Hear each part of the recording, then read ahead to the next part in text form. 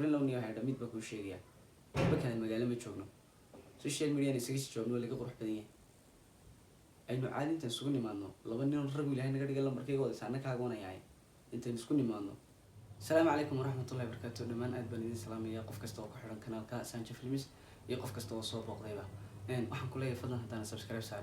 saar adoo raaliya aad nooga mahadsan tahay sida quruxda badan leh aad waqtiga ugu bixinayso muuqaalkan hadda daawanayso sidoo kale ha ilaawin inaad like saarto sababtoo ah like aad bay muhiim noogu tahay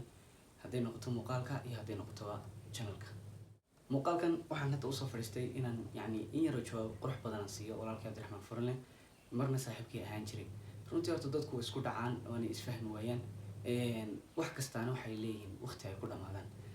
haddii waqtigeenu soo dhamaaday ama waqtigeenu uu gabagaboobay ma si qurux badnayn inuu sida ciyaalka iyo dadka aqligoodu gaaban yahay inuu social media isku sii qabsano iskuna sii haysano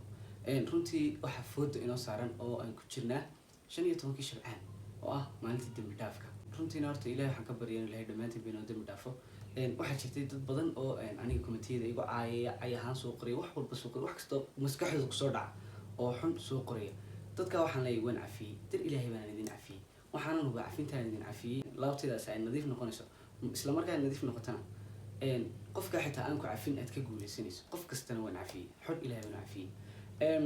waxaan anigu aaminsanahay Furlan halkan uga gudbinaya waxa jira adiga laftarkaaga dad commentiyada ay kugu soo qoraya dad ani ay soo qoraya dadkaas waxaad ogsoonataa tusaale ahaan video waaba soo dhigtayba 10 kun baa daawanaya ama 20 kun baa daawanaya isla inta daawanaysaaba kulligood comment ma soo wada qoraan wali lama sheegin videoga 10 kun oo qof baa daawaday 10 kun commentiga soo galay lama sheegin waligeedna lama arkin video kasta inta daawata in ka yar boqolkiiba 80 in ka yar ay comment ka bixisa tusaale ahaan hadii 10 kun daawadaan waxa laga yaabaa inay boqol qof ka bixiyaan comment boqol kun qof hadii ku daawadaan waxa laga yaabaa in comment ka bixiyaan kun qof marka mar walba way yartahay marka taa waxaan uga jeedaan uga macna leeyahay inta ku daawanaysa waxa jira dad cadawgaaga dadku nacab baa jira flow xitaa ku ah cadawtinimo darteed nacab ku nacab ku soo fulguraysa ay kula socdaan wax soo gelinayso marka wax ka qalacsanaan marka ay dagaal ku jirto marka xaalad xun ku jirto mar walba waxay kaaga faa'iideysanayaan commentida kugu soo caayaan isla marka ay ku caayaanna cid ka oranaysa ka joog ma jirto sababtoo ah adaa ku jira god khaldan isla marka ay ku caayaanna waxaad ogaataa inaad niyad jab halka kala kulmayso balse laakiin alxamdulillah niyadaada haday saafi tahay wax niyad jab la kulmaysa marna ma jirto boqolkiiba boqol waxaan aaminsanahay inta ka badan ee aniga jecel ee inta commentiyada wanaagsan soo qorta ee jacaylka ii qabta ama dadka kale u qabta ayaa ka badan inta xun waxaan fariintaan u gudbinayaa waa dadka xun weeyaan ee commentiyada qaldan soo qoraya dadka qofku markuu wax wanaagsan ku hayo wax wanaagsan uu qofku marka uu ku taageero ama uu ku jecel yahay ama dhinaciisa la wanaagsan tahay qof weyn kala tahay wallahi oo billahi taala qofkaas qof ku caayama waa qof xitaa marka aad qaldanto koornay walaal qaldantay walaal anu waxaan arkay boqolaal qof oo Instagram-kayga la soo hadlay way dhacday in aan la hadli kari waayo aan u jawaab kari waayo waqti u heli waayo intaan waxaan leeyahay iga raali ah balse waan ogahay inaad wanaag wadaan aniga ileedin ka joog aniga ileedin caayda iska daa aniga ileedin waxaan xumaanta iska daa boqolkiiba boqol waxaan idin leeyahay idinkuna aad baad mahadsantiin run ahaantiina waan idin jecelahay qofkaasi waa qofka maxay ahayd kula jecel wanaag waa qofka intuu luuqa ku soo galo kula walaal waxaan ka daa commentiga waan kuu qoori waayay inaan kugu taageero xumaanta waan kuu qoori waayay inaan cay ku soo qoro cay iska daa ku soo qori ma hadalkeeda waa qofku taageero ku jecel balse laakiin dadkan ay tamaya soo qoriyo commentiga waa inta ku nacab intaasina maalinta ay ka qalacsato san hore u sheegay way ka faa'iideysanayaan balse laakiin inta waxaan leeyahay run ahaantii anu cumamadiina ma haysan karo aadna wada mahadsantiin xitaa waxa jiray dad isku dayay boqolkiiba boqol inay commentiyada ku soo qoraan maxay raali dad waaweyn baatiin caadi iska dhiga waxaan wax fiican maaha runtiina waxa soo baxay horta dad badan oo cadow soo baxo aan ogaadayba iyo dad badan oo maxay ahayd wax kasta horta iska caadiyiin xalay toole waxa jirtay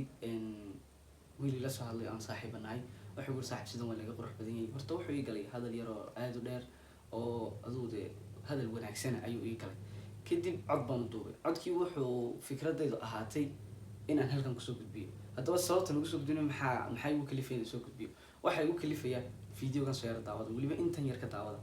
laba xalay live-kaaga waxaad ka lahayd ilmahani waa laangaabo maskax yaraanta wuxuu ka keenay hooyadii baa reer xamara eebay tacaal subhanallah horta runtii aad baa looga qurux badan yahay in aad been abuur samayso codkan markaan rabay inaad idin dhegeysiin doona balse laakiin halkan aynu yar jawaabaya inta yar aniga ay khusaysa dadka hooyada caayay dadka diinta caayay waa dad kale aniga ma aha weligeena afkayga may soo marin mana soo mari doonto inaan diinta caayo inaan hooyada caayo labadaa mid iyo toona iyo wax u dhow toona ma jecli inay soo marto, mana soo mari doonto insha allahu tacaala, mana rabo inay soo marto sababtaa sharafteeda waxaaba ka weyn. haddaan kugu jawaabo qodobkaagan labaad aniga khuseeye ee ah inaan xalay live soo galay misna weliba aan hooyada aan ku aflagaadiyay aan dhahay weliba hooyada waa reer xamaro aqli la-aanta halkaasaad ka keentay, subxaan allah subxaan allah. markaa taa macnaheedu waxa weyaan waxa muqdisho jooga o dhan way wada aqli leeyihin, way wada maskax gaaban yihin. runtii haddaad saa u fikirsa wallahi waa wax adiga aad iyo aad kuugu xun, aakhiradaadana aanu fiicnayn. waxaa la yidhi been sheeg, balse laakiin been run u eeg sheeg si ay dadku kuu rumaystaan. waxaabaan la yaabayba horta waxaa dhacday videogan horta maan arkin, waxaa tiktokan video yaran la iska soo dhigtay commentiyadii baan ku arkayba cunsuri qabyaaladiiste nin xun saanji nin wanaagsan baan kumooday nin xun baad noqotay. intaa commentiga soo qortay iska badaa inta kale ka aamusan miyaanay ka badnayn. wallahi billahi waan yaabay, waxaan eegay video furla luuqiisaan galay, waxaabaan arkay videoga igaga hadleeba been caddaan oo aan geed xitaa loogu soo gabanan buu iga sheegay uu yihi hooyadii baad saa samaysay. dee anigu maan rabin inaan kuu jawaabo, maan rabin inaan sharafteeda mar labaad baaskooladeeyo, mar hore naga baaskooladeeyo saan kuu jawaabno sidii ciyaalka yar isku jawaabno, waxaasina waa qalab. balse laakiin miyaana ilaah baan kugu dhaarshay adigaagana daawanaya haddii qof been kaa sheego masabidaada weliba miyaanad ka xanaaqin maahe aada soo jawaabeyn dee ha waana tan imka igu kalifsiyan aan soo jawaabo. bal ilaah baad ku dhaarshay haddaba codka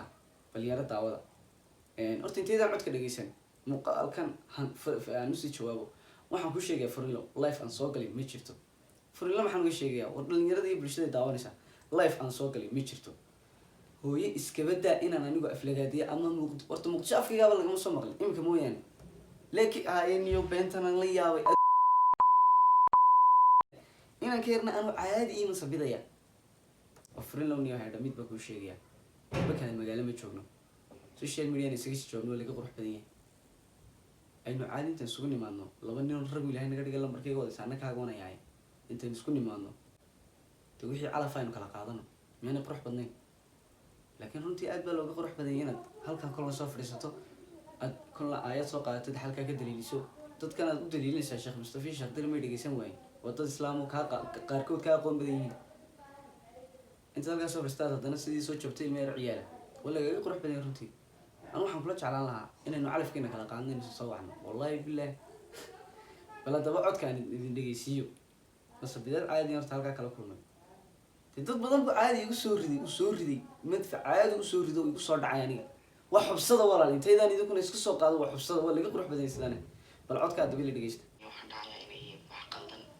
aadna u qalada sidoo kalena sharaf ahaan iyo raganimo ahaan midnaba aan aada u wanaagsaneyn. balse laakiin waxa aniga imka dareenkayga bedelay muuqaal walaalkii farla soo duubay aan soo daawaday ayaa wuxuu ka hadlayay in aniga farla igu dhaleecaynaynan hooyadii wax ka sheegay. runaanteen waan wada ognahay dhammaanteen in hooyooyinkeen aada iyo aada u wada qaaliyiin qof kastoo dameer lanaan u ogoleen in hooyadii wax laga sheego. wuxuu ri hooyada waa reer xamar iska xiran tanagaasada iyo life baanaad ka dhex tiri oo wallahi iyo bilahi watallahi hadalkaas waa been waxaan idhina ma aha dhaar baanan ka maraya. waxbana uma arko dadkani committeega soo qorayo cunsuri qabyaaladiiste waxyaaba noocaasa wan yaabay committeeda mar waxaa ka arkay aad ban yaabay waayo waxaan hore u arki jiray ma balse laakiin mid kastaana way ogtay laaf aanu sidiisa kuma bednay mana galo waayo maba haleelaba. asxaabta qaaliga ah muuqaalka aad iga codsateen ee ahaa inaan idiin soo gudbiyo sidii aan isugu dhacnay anigaynan kan yari inaan idiin soo gudbiyo insha allahu tacaala waan idiin soo gudbinayaa waanaan idiin soo duubi doonaa insha allah. wax kasta aanshay ku dhaceen insha allah waad ogaan doontaan sababtaa marka horeba dheeraad baan ahay laba nin oo islaayan dhex kale soomeen taasna waxay igu kalifiyey sababtii aan u sameeyey markii aan sameeyeyna sababtii aan markii aan sameeyey ka hor ileen waxbaan u sameeyey sababtaan u sameeyey ayaan idiin sheegi doonaa insha allah. markaa isaga isugu dhacnay dee furi lahaan marka insha allah video idin kasoo samayn doonaa macal codadkii waxaan isu weydaarsanay wixii turxaan markaan ka reebo wixii kale macquul aad dhegeysan kartaan waan idiin soo gudbin doonaa insha allah. waxaan idinkaga tegayaa fadlan muuqaalka like saara kanalkana subscribe saar aad baad mahadsantihiin.